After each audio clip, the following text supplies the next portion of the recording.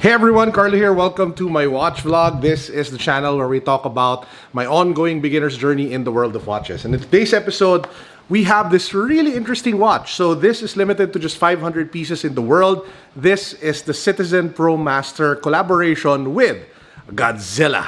Let's check it out, unbox it, put it on wrist. Let's go.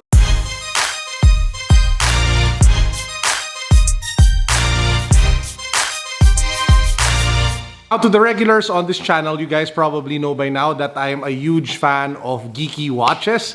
So I have the Dragon Ball Z G-Shocks, I have the One Piece Seikos, I have the Naruto Seikos, and I went as far as actually collecting the expensive Mobile Suit Gundam Seikos, including the Prospex LX Spring Drive GMT. And that's why when I saw this watch, which is the collaboration with Godzilla, I wanted to get it because one of my dream watches has always been the Grand Seiko Godzilla, but that one is just super crazy expensive. I think it sells for like over 10,000 or 12,000 US dollars, just making it kind of out of reach right now, but one day we will buy that watch. Anyway, so here we have it. This is the Citizen Promaster Godzilla Singular Point. Bam! Now you're probably wondering, what is the Godzilla Singular Point? Well, it's actually the series that came out on Netflix. So if you guys are Godzilla fans or Kaiju fans, then you probably saw that. I think it's like 10 episodes or so, which aired on, well, one of our favorite streaming services. Now, I won't talk about that anime because I wasn't really that big of a fan of the entire story. But yeah, I'm a big fan of Godzilla. I grew up watching him.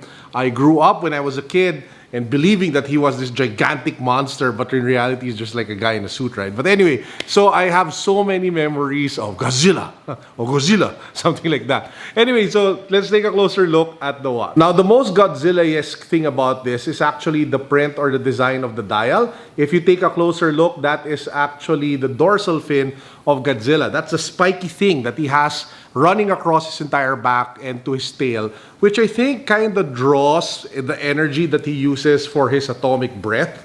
So at least that's what I think. So to all those Dragon Ball, Godzilla and Kaiju fans, please correct me if I'm wrong in the comment section down below. Now, apart from the dorsal fin, if you take a look at the design of the bezel, it does have that, you know, like jagged spikes around different corners, giving it a very monstrous or very imposing, aggressive kind of feel, which suits the overall vibe of the watch, including the black and red color, because those are like the colors that you would usually associate with either Godzilla or a kaiju. Another Godzilla-esque thing about it is that if you take a look at the caseback, you actually have him over there, very imposing, about to attack kind of look. My only kind of pet peeve is that while it is a numbered piece, they said that it is limited to 500 pieces in the world.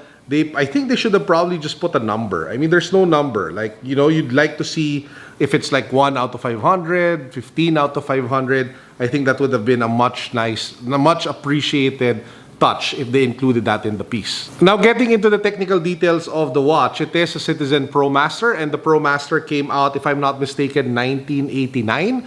And they do have different versions for like the sea, the air, and the land. And this one is the sea version, the diver's version. And that's the reason why this one has 200 meters water resistance. And seeing as it was initially meant for diving, it does have a generous serving of Lumibrite. So if you do look at it from the dark or in dark environment, the hands and the indices will actually glow up. It uses the caliber 8204 movement. That's around 40 hours of power reserve. Stainless steel case, urethane band. Not too sure about the crystal, if it is sapphire or mineral. I'll have to get back to you guys on that. I'll probably comment down below once I find out. Now, in terms of on wrist, it should be able to fit most people. It does just clock in at around 42 millimeters diameter, 12 point something in terms of height. So it's not too imposing, it's not too chunky, it's not too big.